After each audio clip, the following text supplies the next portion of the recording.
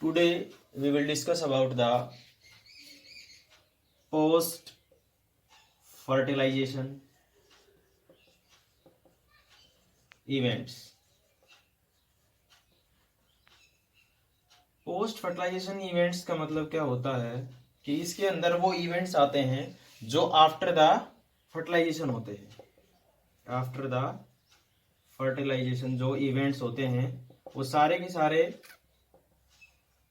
Post fertilization events. Post का मतलब होता है बाद में, तो पोस्ट फर्टिलाइजेशन इवेंट्स वो इवेंट्स जो फर्टिलाइजेशन के बाद में होते हैं, तो उनको हम कहते हैं पोस्ट फर्टिलाइजेशन इवेंट्स। तो इस इवेंट्स में सबसे पहले आता है कि जब फर्टिलाइजेशन होता है, after the fertilization, after the fertilization जो फ्लावर्स होता है उसके जो वॉल्स होते हैं, for example petals, stamens, stigma, style, ये सारे के सारे वहां से रिमूव हो जाते हैं, मतलब फटके वहां से अलग हो जाते हैं फ्लावर वॉल से। लेकिन कुछ के अंदर जो सेपल्स होती है वो रिमेन्स रहती है। फॉर एग्जाम्पल आपने टोमेटो के अंदर देखा होगा कि जो टोमेटो होता है उस टोमेटो पे ग्रीन कलर की सेपल्स होती है, वो टोमेटो पे प्रेजेंट रहती है। जो ब्रिंजल होता है उसमें भी ये सेपल्स होती हैं, वो रह जाती हैं, वो रिमूव नहीं हो पाती वहां से। तो ब्रिंजल्स के अंदर तो वो जो सेपल्स होती है उनका साइज थोड़ा थोड़ा ग्रोथ भी करता है। तो इसके अलावा काफी सारे इवेंट्स होते हैं। फॉर एग्जांपल तो सेकंड नंबर पे आता है इसमें एंडोस्पर्म फॉर्मेशन।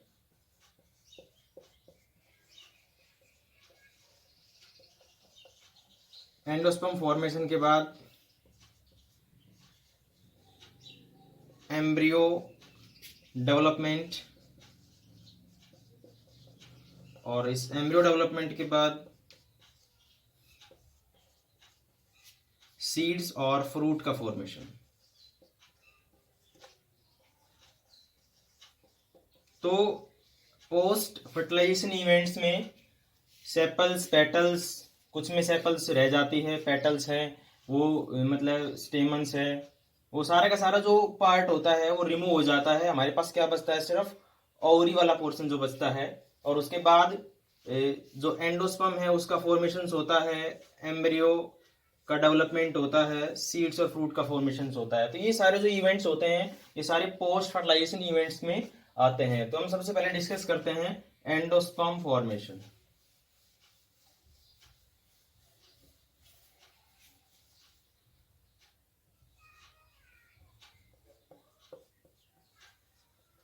Endosperm formation. अब ये जो एंडोस्पर्म होता है, सबसे पहले तो हमें ये पता होना चाहिए कि एंडोस्पर्म क्या होता है। तो एंडोस्पर्म जो होता है वो न्यूट्रिटिव टिश्यू होता है।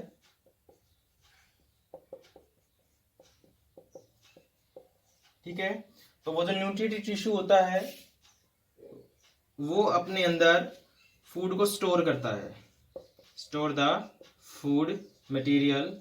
और ये जो फूड मटेरियल है इसमें मेनली होती है प्रोटीन, फैट एंड कार्बोहाइड्रेट। ठीक है, तो कई बार पूछा जाता है कि एंडोस्पर्म जो होता है उसमें कौन कौन सा फूड मटेरियल रिजर्व होता है। तो प्रोटीन रिजर्व होती है, उसके अंदर फैट होता है, कार्बोहाइड्रेट होता है। तो एंडोस्पर्म के अंदर, एंडोस्पर्म के अगर डिफाइन करें तो वो एक मतलब न्यूट्रिटिव टिश्यू होता है जिसके अंदर फूड जो होता है in the form of protein, fats और कार्बोहाइड्रेट स्टोर रहता है। और ये जो एंडोस्पर्म होता है, ये जो एम्ब्रियो का डेवलपमेंट होता है उसमें न्यूट्रिशन प्रोवाइड करता है। ठीक है, तो जो एंडोस्पर्म होता है वो डिफरेंट टाइप्स का भी होता है। तो अब हम बात करते हैं कि एंडोस्पर्म कैसे बनता है। तो जो एंडोस्पर्म होता है मेनली एंजियोस्पर्म के अंदर, एंजियोस्पर्म के अंदर जो एंडोस्पर्म होता है वो क्या होता है कि जब पोलर न्यूक्लियाई होते हैं, तो वो पोलर न्यूक्लियाई फ्यूज होते हैं मेल गैमेट्स के साथ, और वो मेल गैमेट्स के साथ फ्यूज होते हैं तो ये प्रोसेस ट्रिपल फ्यूजन होता है। और ट्रिपल फ्यूजन होने के बाद ये दो न्यूक्लियाई, ये एक न्यूक्लियाई, तो ये क्या हो गया, 2n नंबर हो गया, ये n नंबर हो गए। तो हमारे पास PEN बनता है प्राइमरी एंडोस्पर्म न्यूक्लियाई या प्राइमरी एंडोस्पर्म न्यूक्लियस, जो क्या होता है 3n होता है। और जो PEN होता है उसके बाद किसका फॉर्मेशन होता है, एंडोस्पर्म का फॉर्मेशन होता है। ठीक है, यानी PEN है उसे क्या बनेगी, PEC बनेगी, प्राइमरी एंडोस्पर्म सेल बनेगी, उसके बाद किसका डेवलपमेंट होगा, एंडोस्पर्म का डेवलपमेंट होगा। लेकिन ये जो एंजियोस्पर्म है उसमें एक चीज बता देता हूँ, काफी बार नीट में पूछा जाता है कि जो एंजियोस्पर्म होता है उसमें जो एंडोस्पर्म होता है वो 3n का होता है, लेकिन जो जिम्नोस्पर्म होता है, जिम्नोस्पर्म होता है उसके अंदर जो एंडोस्पर्म होता है वो हमेशा Ne नंबर होता है। याद रखना ये चीज कि जो जिम्नोस्पर्म होता है उसके अंदर जो एंडोस्पर्म होता है वह Ne नंबर होता है, जो मतलब हैप्लॉइडी डिप्लॉइडी पढ़े होंगे आपने, और ट्रिप्लॉइडी। लेकिन जो एंजियोस्पर्मिक जो एंडोस्पर्म होता है वो हमेशा 3n होता है। लेकिन इसके अंदर एक बात आती है जो काफी बार एग्जाम में पूछी जाती है कि जो एंजियोस्पर्म के अंदर जब फॉर्मेशन होता है, डेवलपमेंट होता है एंडोस्पर्म का, तो वो आफ्टर द फर्टिलाइजेशन होता है, आफ्टर द डबल फर्टिलाइजेशन होता है। लेकिन जो जिम्नोस्पर्म्स होते हैं उनके अंदर जो एंडोस्पर्म का फॉर्मेशन होता है, एंडोस्पर्म डेवलपमेंट जो भी है वो बिफोर द फर्टिलाइजेशन होता है। ये बात याद रखना। उसके बाद आता है कि जो एंडोस्पर्म होता है वो फॉर्मेशन के बेस पे 3 टाइप का होता है। तो types of endosperm, types of endosperm, और टाइप्स ऑफ एंडोस्पर्म में हम फॉर्मेशन के बेस पे पढ़ रहे हैं इसको। तो पहला आता है इसके अंदर न्यूक्लियर एंडोस्पर्म। अब जो क्या है न्यूक्लियर एंडोस्पर्म है, वो एंडोस्पर्म इसका फॉर्मेशन कैसे होता है पहले बता देता हूं मैं, तो डेफिनेशन उसके बाद में निकल आएगी। तो इसमें सपोज हमारे पास ये क्या है, एम्ब्रियो सैक है, और इस एम्ब्रियो सैक के अंदर ऊपर की तरफ क्या होता है, जाइगोट होता है। ठीक है, ये हमारे पास सेंटर के अंदर क्या होता है, PEN होता है, प्राइमरी एंडोस्पर्म न्यूक्लियाई होता है। तो ये जो प्राइमरी एंडोस्पर्म न्यूक्लियाई होता है इसका बहुत सारा डिवीजन हो जाता है बहुत ज्यादा बार। तो इसके अंदर न्यूक्लियर जो एंडोस्पर्म होता है उसमें शुरुआत में बहुत ज्यादा जो PEN है उसका न्यूक्लियर डिवीजन हो जाता है, यानी कि इसके अंदर सिर्फ मतलब कैरियोकाइनेसिस होता है, साइटोकाइनेसिस बहुत बाद में जाके होता है। तो जो PEN है ये वाला, इसका जो न्यूक्लियस है प्राइमरी एंडोस्पर्म न्यूक्लियाई जो है, तो इसका डिवीजन हो जाता है बहुत सारा। तो जब इसका क्या होगा, कैरियोकाइनेसिस,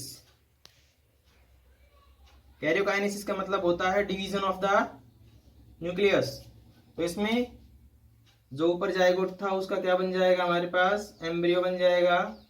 उसके बाद ये वाला जो PEN था इसके बहुत सारे क्या बन जाएंगे, न्यूक्लियाई बन जाएंगे, फ्री न्यूक्लियाई बन जाएंगे बहुत सारे। अब ये जो फ्री न्यूक्लियाई है इसमें क्या होता है कि शुरुआत में फर्स्ट और फर्दर जो डिवीजन होते हैं वो सिर्फ न्यूक्लियस का डिवीजन होता है, जिसको हम कैरियोकाइनेसिस बोल रहे हैं। तो कैरियोकाइनेसिस होता है, उसके बाद क्या होता है कि जब बहुत सारे न्यूक्लियस बन जाते हैं, इसके अंदर न्यूक्लियाई बन जाते हैं, तो वो जो न्यूक्लियाई है वो इस पेरिफेरली साइड पे जाके मूव होना शुरू हो जाते हैं। फॉर एग्जाम्पल ऐसे कि जैसे इस टाइप में, तो वो कहाँ चले गए, पेरिफेरल पोजीशन पे चले गए न्यूक्लियस जो जितने बने थे। ये हमारा एम्ब्रियो होता है, और इसके बीच में क्या बन जाता है, एक वैक्यूल बन जाता है। ठीक है, ये क्या है, वैक्यूल। अब क्या हुआ, कैरियोकाइनेसिस से बहुत सारे क्या बन गए, न्यूक्लियाई बन गए। अब ये जो कैरियोकाइनेसिस होता है इसके बाद इसके अंदर पेरिफेरली पोजीशन से साइटोकाइनेसिस होना शुरू हो जाता है। तो इस टाइप से क्या बन गया, ये वाल का फॉर्मेशन भी हो गया इसके। ठीक है, ये बीच में क्या है हमारे पास, वैक्यूल्स होती है। तो इसमें क्या हुआ कि भाई वाल का जो फॉर्मेशन हुआ था ये पेरिफेरल पोजीशन से साइड से शुरू हुआ था और किस तरफ गया, ये सेंटर की तरफ गया। तो ये वाला जो मैनर होता है वाल्स का फॉर्मेशन में, उसको हम बोलते हैं सेंट्रीपिटल मैनर। तो इसके अंदर जो न्यूक्लियर डिवीजन था, इसमें सबसे पहले क्या हुआ, काफी सारे न्यूक्लियस है वो डिवाइड हो गए, मतलब जो सिंगल पेयन था उससे बहुत सारे क्या बन गए, न्यूक्लियस बन गए। तो इसमें क्या हुआ, न्यूक्लियर डिवीजन हुआ। तो न्यूक्लियर डिवीजन होने के बाद क्या हुआ कि जो ये न्यूक्लियस थे, ये न्यूक्लियाई थे, ये मूव होना शुरू हो जाते हैं पेरिफेरली साइड की तरफ। तो इस तरफ क्या हो गए, मूव हो गए। उसके बाद लास्ट में जाके क्या होता है, वाल का फॉर्मेशन शुरू हो जाता है, यानी कैरियोकाइनेसिस शुरू हो जाता है। तो हमें इस टाइप का जो एंडोस्पर्म मिलता है, इस टाइप का जो एंडोस्पर्म बनता है, हम उसको बोलते हैं न्यूक्लियर एंडोस्पर्म। इसके एग्जाम्पल जो है, उसमें एग्जाम्पल्स में भाई आता है कि जैसे मेज होती है, ठीक है, सनफ्लावर होता है, राइस होता है। तो ये इसके एग्जाम्पल्स है किसके, न्यूक्लियर एंडोस्पर्म का। एक दूसरी बात बता देता हूँ, इसमें मेन चीज आती है कि जो कोकोनट होता है,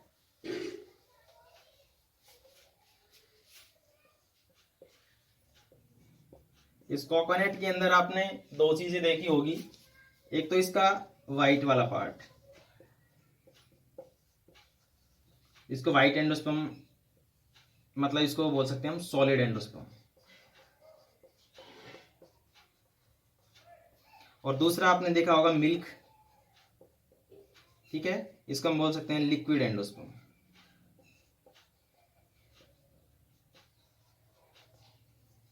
तो ये जो कोकोनट होता है, इसके अंदर जो सॉलिड पार्ट हो जिसको कर्नल बोलते हैं, ये जो सॉलिड पार्ट होता है इसको हम सॉलिड एंडोस्पर्म बोलते हैं। और जो मिल्क वाला जो सेंटर में पार्ट होता है उसको हम बोलते हैं लिक्विड एंडोस्पर्म।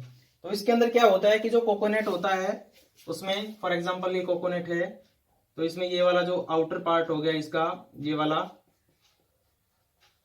ये व्हाइट सा होता है सॉलिड पार्ट, और इसके अंदर बहुत सारा मिल्क टाइप में लिक्विड होता है जिसको हम बोलते हैं लिक्विड एंडोस्पर्म, या मिल्क बोल सकते हैं उसको। तो इसमें क्या होता है कि इसके अंदर बहुत सारे फ्री न्यूक्लियाई होते हैं, ठीक है। ये जो फ्री न्यूक्लियाई है ये न्यूक्लियर एंडोस्पर्म होता है इसका, और ये वाला जो होता है ये सेलुलर एंडोस्पर्म होता है, ठीक है। लेकिन क्या होता है कि इसके अंदर जो न्यूक्लियर एंडोस्पर्म होता है वो, और जो सेलुलर होता है वो पार्शियली होता है, पूरा का पूरा हम उसको न्यूक्लियर या फिर मतलब सेलुलर एंडोस्पर्म नहीं बोल सकते, ठीक है। तो ये एक्सेप्शनल केस था किसका, कोकोनट का, इसके अंदर पार्शियली न्यूक्लियर और सेलुलर एंडोस्पर्मिक होता है। तो सेकंड टाइप आता है इसका, वो आता है सेलुलर।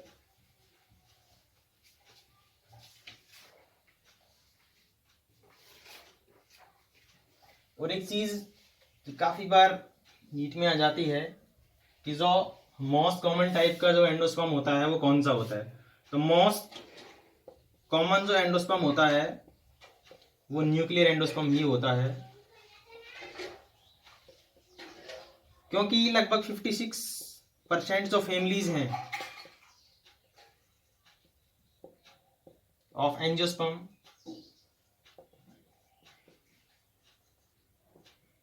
उन सब के अंदर ये वाला होता है न्यूक्लियर एंडोस्पर्म।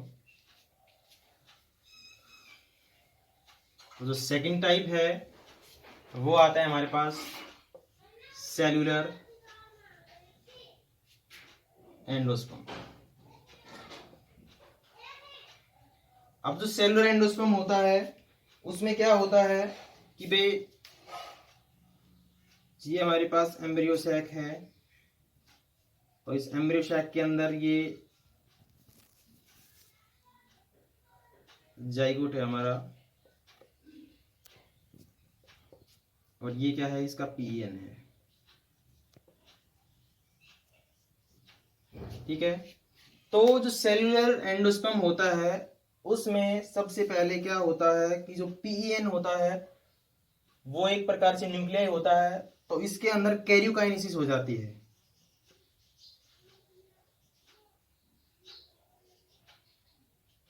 यानी इसका हम क्या बोल सकते हैं कि न्यूक्लियर डिवीजन होता है, और ये जो न्यूक्लियर डिवीजन होता है ये followed by the cellular division, यानी कि जो कैरियोकाइनेसिस होती है और फॉलोड बाय द साइटोकाइनेसिस हो जाती है। तो इसके अंदर जो ये वाला पीएन था, ये जाइगोट की तो हमारे पास एम्ब्रियो बन गई, ठीक है, तो क्या हुआ कि ये जो सिंगल सेल था इससे क्या बन गया, हमारे पास 2 सेल बन गई। ठीक है, अब क्या है कि भाई जो सेलुलर एंडोस्पर्म होता है उसमें क्या हुआ कि जो हमारे पास एम्ब्रियो सैक था उसमें जाइगोट से तो एम्ब्रियो बन गई, लेकिन जो नीचे जो वाला पोर्शन था उसमें जो पीईएन था उसका डिवीजन हुआ, न्यूक्लियर डिवीजन हो गया और followed by the cellular division. यानी कि जो न्यूक्लियर डिवीजन है वो किसके द्वारा फॉलो हो गया, सेलुलर, मतलब उसमें कैरियोकाइनेसिस जो है वो साइटोकाइनेसिस से फॉरवर्ड हो गई, तो इसके अंदर 2 सेल्स का फॉर्मेशन हो गया।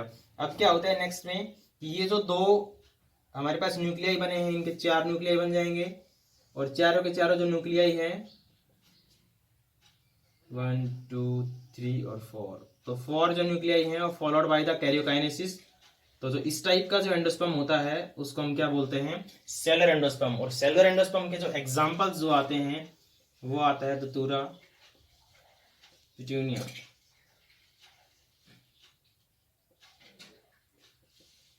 ठीक है, तो ये इसके एग्जांपल्स होते हैं सेलर एंडोस्पर्म के। उसके बाद जो तीसरा टाइप का आता है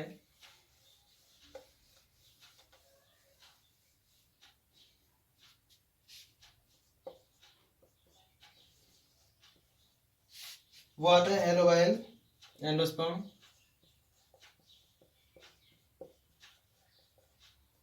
तो ये जो हेलोबाइल एंडोस्पर्म होता है इसमें क्या होता है, एक इंटरमीडिएट टाइप का एंडोस्पर्म है जिसके अंदर कैरेक्टरिस्टिक्स जो है वो न्यूक्लियर डिवीजन के भी, न्यूक्लियर एंडोस्पर्म के भी होते हैं और जो सेलुलर एंडोस्पर्म्स होते हैं उसका भी होता है। तो इसमें सबसे पहले क्या होता है कि ये हमारे पास कोई भी एम्ब्रियो सैक है, तो इस एम्ब्रियो सैक के अंदर ये हमारा जाइगोट था और सेंटर में हमारे क्या था, पीईएन था। ठीक है, तो पीईएन था, उसके बाद सबसे पहले क्या हो जाता है इसके अंदर सेलुलर डिवीजन होता है, यानी सेलुलर एंडोस्पर्म वाला टाइप होता है, सेलुलर टाइप। और सेलुलर टाइप के अंदर आपने पढ़ा था कि जो वो कैरियोकाइनेसिस होती है फॉलोड बाय द साइटोकाइनेसिस। तो इसके अंदर क्या आता है कि ये वाला जो था ये पीएन था, डिवाइड होके 2 न्यूक्लियाई बनाता है, यानी 2 सेल्स के अंदर डिवाइड हो गया ये वाला इस टाइप से। ठीक है, ये हमारे पास क्या है, एम्ब्रियो है।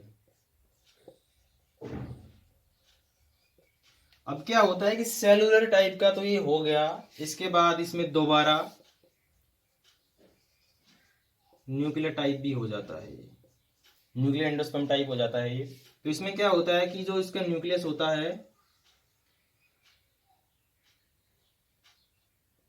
ये हमारे पास एम्ब्रियो,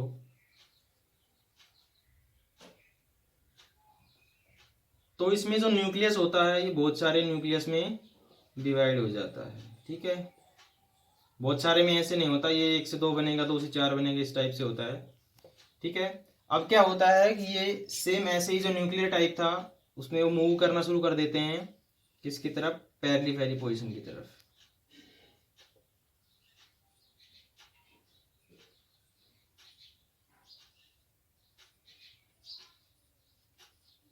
ठीक है, और बीच में क्या बन जाती है, यहाँ पे वैक्यूल बन जाती है।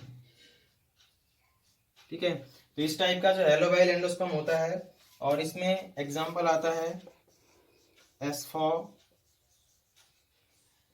का, इसके में हेलोबाइल टाइप का एंडोस्पर्म होता है। अब मेन चीज आती है कि भाई जो एंडोस्पर्म होता है उसके बेस पे जो एंडोस्पर्म कंज्यूमिंग करता है एम्ब्रियो, उसके बेस पे सीड का टाइप। ठीक है, तो टाइप ऑफ सीड पढ़ते हैं हम।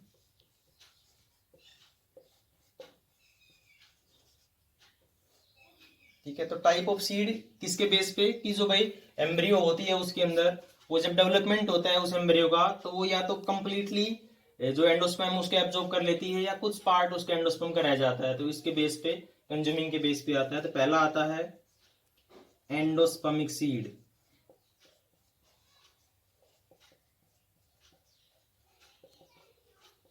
ये जो एंडोस्पर्मिक सीड होता है ये वो टाइप का होता है जिसमें जो एंडोस्पर्म होता है वो परसिस्ट हो जाता है, यानी कि जब एम्ब्रियो का डेवलपमेंट होता है, जब एम्ब्रियो का डेवलपमेंट होता है तो कुछ some part of the endosperm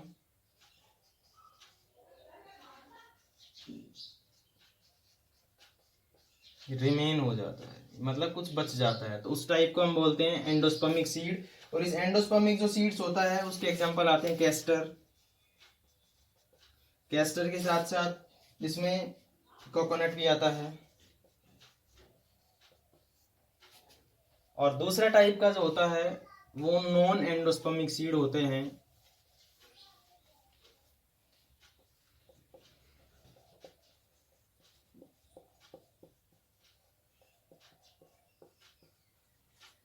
non endospermic seeds वो सीड्स होते हैं जिसमें जब एम्ब्रियो का डेवलपमेंट होता है, तो इस एम्ब्रियो डेवलपमेंट के लिए क्या चाहिए, न्यूट्रिएंट चाहिए। तो जो न्यूट्रिएंट लेता है वो एंडोस्पर्म से लेता है, तो एंडोस्पर्म जो होता है वो कंप्लीटली क्या हो जाता है, कंज्यूम्ड हो जाता है, कंप्लीटली क्या हो जाता है, कंज्यूम्ड हो जाता है। ठीक है, तो इसमें एंडोस्पर्म का कोई भी पार्ट जो है वो बचता नहीं है, तो इसको हम बोल देते हैं नॉन एंडोस्पर्मिक सीड। और इसके एग्जांपल आते हैं पी, बीन एक्सेट्रा। इसके बाद नीट में जो पूछा जाता है वो मैं लेता हूँ, छोटा हल्का थोड़ा थोड़ा सा है। कुछ टाइप के जो एंडोस्पर्म होते हैं वो रेयर एंडोस्पर्म होते हैं, यानी जो बहुत कम मिलते हैं उनको रेयर एंडोस्पर्म बोलते हैं। तो उसमें आता है, पहला आता है रूमिनेट,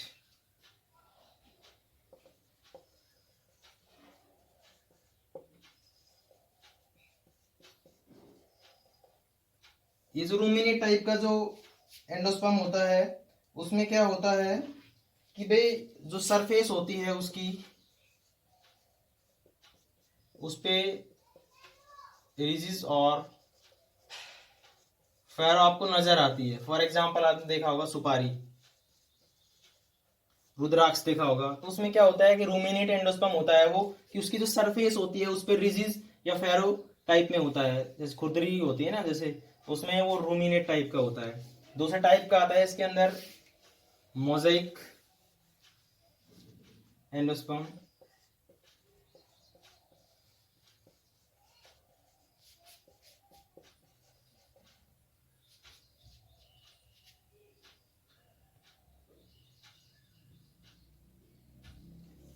और ये मोजाइक एंडोस्पर्म जो होता है उसमें क्या होता है कि जो सरफेस होती है उस एंडोस्पर्म की, उस पे पैचेज होते हैं। फॉर एग्जांपल आपने देखा होगा कि जो मेज होती है, मक्का, उस मेज पे येलो और वाइट पैचेज होते हैं। ठीक है, तो मोजाइक एंडोस्पर्म वो होता है जिसकी सरफेस पे पैचेज होते हैं, कलर के पैचेज होते हैं। तो फॉर एग्जांपल जो मेज है उस पे येलो या फिर वाइट पैचेज होते हैं, तो ये था मोजाइक एंडोस्पर्म। अब कुछ टर्म्स होती है जो मेन इंपॉर्टेंट है, लास्ट बार 2013 में पूछा गया था कि भाई जीनिया क्या होता है, मेटाजीनिया क्या होता है। मोस्ट इंपॉर्टेंट है ये फॉर नीट एग्जाम। तो जीनिया होता है, उसमें होता है effect of pollen grain on endosperm.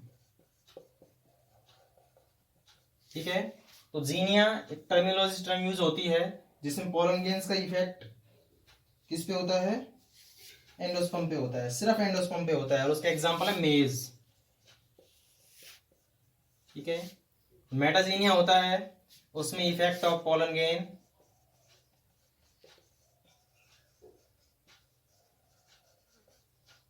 On tissue outside the endosperm and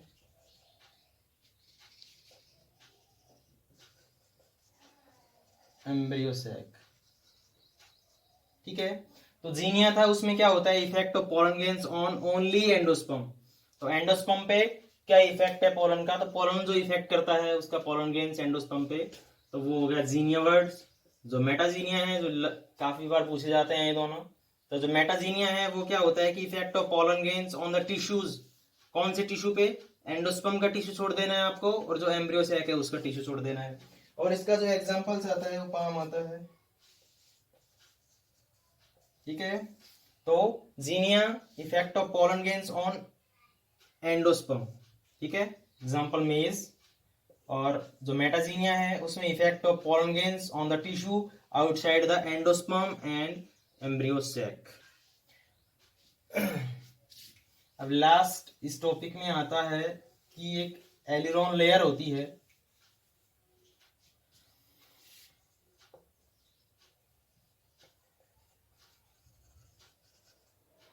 ये लेयर क्या होती है, इस लेयर का मतलब होता है कि आउटर सरफेस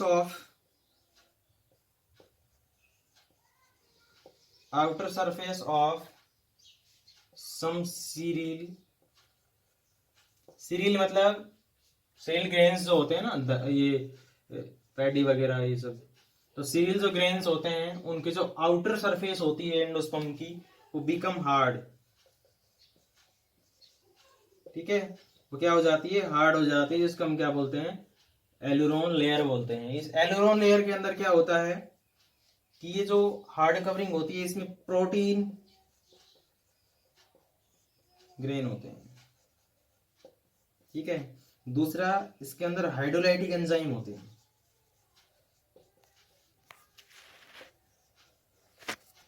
हाइड्रोलाइटिक एंजाइम का मतलब क्या है कि बे एंडोस्पर्म जो है वो मोस्टली सॉलिड फॉर्म में होता है, और सॉलिड फॉर्म में क्या है कि जो एम्ब्रियो है इसको सॉलिड फॉर्म में एब्जॉर्ब नहीं कर सकती, इस वजह से इसको क्या करना पड़ता है, डिजोल्व करना पड़ता है। ठीक है, तो जो हाइड्रोलाइटिक एंजाइम्स होते हैं इस एंडोस्पर्म को डिजोल्व करते हैं। ठीक है, तो जो हाइड्रोलाइटिक एंजाइम एलिरोन लेयर होती है उसके अंदर हाइड्रोलाइटिक एंजाइम्स होते हैं, जैसे फॉर एग्जांपल लाइपेज हो गया, ठीक है, प्रोटीज हो गया। तो ये सारे एंजाइम्स होते हैं ये एलिरोन लेयर के अंदर होते हैं, और इस लेयर में क्या होता है कि ये एंडोस्पर्म को डिजोल्व करती है। तो वो जो लिक्विड फॉर्म में आ जाता है एंडोस्पर्म ब्रेक हो जाता है, तो उसको इजीली जो एम्ब्रियो है वो क्या कर सकती है, एब्जॉर्ब कर सकती है। Thanks for today. एंडोस्पर्म में इतना ही था। ठीक है।